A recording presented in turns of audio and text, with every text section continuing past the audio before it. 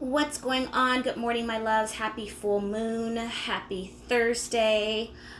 Today we are going to be discussing working with a lucky Buddha candle, and I'm going to show you guys how to prepare this candle for some fast cash. Lucky Buddhas are well regarded in Eastern Asian cultures, primarily in China. That's probably the first thing that comes to mind when I think about luck and prosperity. Anything, if you think about it, especially if you're here in North America, anything that you purchase, if you flip it over, 9 out of 10 times is going to say made in China. China is they're very prosperous. They have a lot of money coming in and out, especially in Hong Kong. If you live anywhere here in the United States and you happen to have a Chinatown in your city, if you go there, it's all about luck. It's all about money. It's all about prosperity. That is what they symbolize. That is what they promote. Their whole outlook is about being abundant. So it only makes sense that when you're trying to manifest prosperity and money, and when you want things to happen very quickly, you would want to use a lucky Buddha candle. I like these particular candles because, as you can see, this one's very small. Okay, it fits down in the palm of my hand. This will burn out depending on the energy surrounding your situation and how you prepare the candle, but this should typically burn out in about 1 to 2 hours. This is a fantastic alternative if you're not able to burn 7-day glass candles and you really want something that's going to happen very, very, very quickly. This particular candle is used for, so this is not for your list of goals for 2020. This isn't for, 5 things you're trying to manifest. This is for one wish, that one thing that you need to happen very fast. So, let's say the rent needs to be paid, the car needs to be paid, the kids need some school clothes. You just need some extra money in your pocket. You would want to get yourself a lucky laughing Buddha candle. I did this particular spell for a family member a few years ago who was waiting on her Section 8. And if you know anything about government housing or Section 8 housing, it is a long process. The wait is anywhere between 2 to 10 years. And even once they call you and say you've been approved, you still may wait several weeks to several months to actually get an appointment for a voucher. I didn't use this one, but I used the big boy. Now you see the difference? This is my little lucky man. He is on my money altar. He does not get burned. I kind of just have him as a representation. I mean, I'll burn him if I ever need him, but for the most part, he just chills. But I used this very particular candle. I went to her house. I dressed it. We set up. We had put the letter from the housing department on there. 3 days later, she didn't just get a letter in the mail. She got a phone call from the caseworker saying, we want to schedule you for the next appointment to issue a voucher. So this particular candle ritual works extremely, extremely quick. What you're going to need for this is, of course, the candle. And I'll just preface this by saying, for this particular spell, you need this candle. So, if you inbox me asking me, I only have a glass candle or can I use a stick candle? The answer is no, it is not the same. Remember, we're working with symbology here. And the whole purpose of using the Buddha candle is to tap into that energy with that money deity. You will need a denomination of money, whatever you have. $1 is fine. Sometimes I like to use these little gold $1 coins. So when I go to the bank, I'll get a couple of those. But whatever you have is fine. If you happen to have Josh paper, ancestor money, let's see if I can pull this one. Okay, that's stuck. Ancestor money, then I would highly recommend you using this. Another thing that you will notice in Chinese culture is their money is always huge denominations, 10,000, $8 million. They have very large sums on their money. So if you happen to have these, you should use them.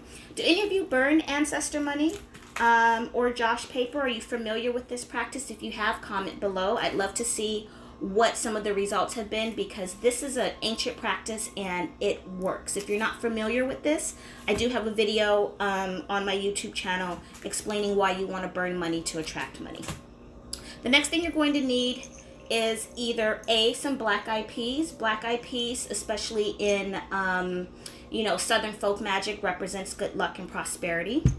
You could also use some oats or rice or grains of your choice. So if you have some grits, couscous, cream of wheat, anything of that nature can be used. And the reason is things like this grow abundantly. And that's what we want. We want abundance.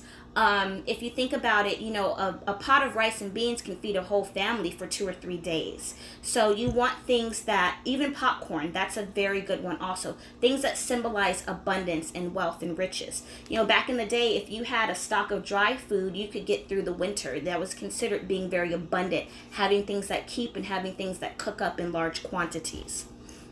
You will also need your money powder, your money spice. This is pumpkin spice, pumpkin pie. I got this from my local Ralph's or Kroger if you're down south. And what's in here is cinnamon, nutmeg, ginger, and cloves. Those are the four primary money ingredients. Allspice is one of them also. This doesn't have allspice in it, but that's fine. We can do without it. You're going to need some type of anointing oil, so you can work with your money oil, attraction oil, success oil, or you can use either olive oil or grapeseed oil, because again, olives and grapes grow abundantly. You will also need something to inscribe on your candle. I just have a little barbecue skewer. You can use a pen, you know, just use something sharp, a nail, a knife. It really doesn't matter. So the first thing you're going to do, assuming you've already cleansed your candle, so you've ran your candle through some incense smoke, or maybe you've wiped it down with a little bit of Florida water, either one is perfectly fine. You don't want to oversaturate this candle, however, and you definitely don't want to get the wick wet, otherwise it will not burn. So incense smoke would be preferable. Use a money incense, use some sage, Palo Santo, frankincense, dragon's blood, or just really anything that you have on hand. So the first thing I'm going to do is you're going to inscribe on the candle anywhere you seem fit. So you can inscribe your name, you can inscribe your initials, but you want to put it maybe even on the bottom since there's a little bit more space, or on the back of him, but I'm going to do it on the bottom. It's a little bit easier, plus I'm left-handed, so this is easier for me. And you're also going to inscribe the amount of money that you're asking for, or whatever it is. Again, this is for one wish, so it doesn't have to be money, but that would be ideal. It can be for something else. So I'm just going to put my name on here like so, and then you're going to put in whatever amount of money that you need. Okay, and this is just for demonstration purposes, but you guys get it. So after that, I'm going to anoint my candle, and as I'm doing this, I'm going to be anointing him. You can either do it from the bottom up because you're bringing that energy towards you, or you can hold it and bring it this way, whichever one, but you want to bring in that energy. You're calling in whatever it is, and you would be reciting. So let's say, for example, you need $1,000 to pay the rent. Then that's what you're going to be reciting, $1,000 to pay the rent. Come to me immediately, whatever it is. And remember, we never say I want. You do not use words of negation. The universe does not understand want, need, please send me. You're not begging here, you're commanding. You're speaking it as if it has already happened, or as if it's on the way. Remember, I always tell you guys, the universe is like Amazon. Do you call Amazon the next day and ask them, is the order coming? Is it coming? Is it coming? Do you say, can you please send me? No. You go on the catalog, you pick out what you want, you place your order, and you wait till it comes. That's exactly how it is in candle magic. So now your little Buddha, he's all dressed up, and I'm just going to rub the rest of this goodness on myself. You're going to take your money spice, and you're going to sprinkle this on him. You're going to saturate him really nicely. A good offering to give if you do work with Buddha, I typically will put some white rice on my altar. Periodically, when I do go down to Chinatown, I will purchase something from like the Chinese restaurant, and just because it has that energy, and I will put it on my altar, but you can do some white rice as an offering. Okay, now I'm going to place my oats on the tray, and you just do this however, just get them on there, spread them out. You might want to make a little space for him to stand on so that he burns evenly. I'm going to take my black eyed peas, place this around here. You can write a petition if you want to, but you don't necessarily have to for this because the petition is already inscribed into the candle. So that's something to keep in mind. If you work with these types of candles, or if you write, even if you have glass candles and you take a Sharpie and write on your candle, then you don't have to write out an actual petition. So that's just kind of, that's a little time saver. You're going to take your money, and you're not going to place your money directly under it. You don't want this to catch on fire, but you're going to place it in front. If you have a coin, you can do that. You can use them both, whichever one you prefer. Or you're going to take your Josh paper, your ancestor money. If you have both, I would suggest using both. Now, you're going to light this. You're going to allow this to burn down. You want to light this at a time where you can let it burn down in one sitting. So don't light this for 5 minutes and then walk out the door. Do this when you have some time, because again, this can burn down very quickly. It could take an hour or two. So light it when you know you're going to have some time. Sit with it, meditate, pray over it. Speak your words of intentions. You can combine the Psalms with this. Psalm number 119, verse 17 through 24 is the specific psalm for drawing in money. I would suggest you recite that. That psalm works so fast your head will be spinning. You'll have money coming to you from places you didn't even expect. Once this is done, most likely your wax is probably going to flow over your dollar bill. If that's the case, that's perfectly fine. You want to take this dollar and you keep it in your wallet. You carry this with you until the money that you have attracted comes to you. Now, depending on the condition, if there's no wax on here and it's in good condition and your wish is granted, you can go ahead and spin this.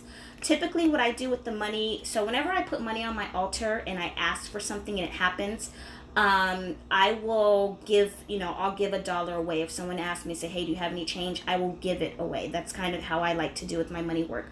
But do whatever fits you best. Again, if it's full of wax, keep it in your wallet or put it inside of a little mojo bag and carry it with you. Okay, so where do you purchase these candles? Again, if you live someplace where there's a Chinatown in your city, you can go there. They will most likely have them. You can find them on Amazon. Amazon has everything. A lot of people always ask me where to get spiritual supplies. Go on Amazon. Depending on where you live, you'd be really surprised. People tell me all the time, we don't have any stores like that in my neighborhood. Let me tell you something. Even if you live in the Bible Belt, there is a spiritual shop near you. I promise you. And the way you look them up, some places are not listed, or they're not listed under certain categories. So you can always put in metaphysical store with your zip code, Botanica with your zip code, or I'll just Google witchy shop with my zip code behind it. I guarantee you will pull up something. I have done this. I've been on the phone with people that we don't have those kind of stores here. I'll ask them for their zip code and boom, there's 3 stores within a couple of miles of them that they didn't even know existed. So you can find these, but again, you can find these on Amazon.